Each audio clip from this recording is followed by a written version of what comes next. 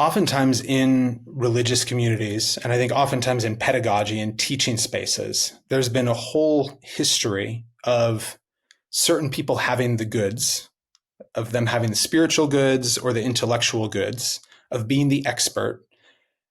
And they're basically on top. And it's this kind of banking model of I have everything here and we sort of give it to you who are the recipients.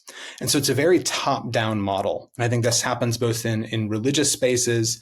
It happens in training, teaching spaces.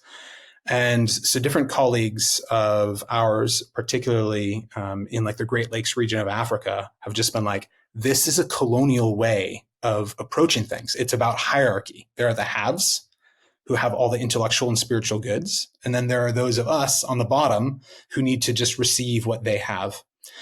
And while there's certainly need for and space for having kind of experts in the room who have so much to teach us and we can learn from their wisdom, I think a lot of the need in many spaces, and there's a lot of strategic reasons for this as well, is to move away from that model towards more traditional pedagogical teaching models that are more collaborative in nature.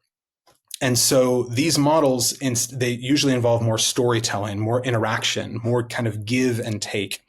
And so it's interesting because this is oftentimes, I think, a more traditional way of passing on information, even kind of storytelling cultures traditionally.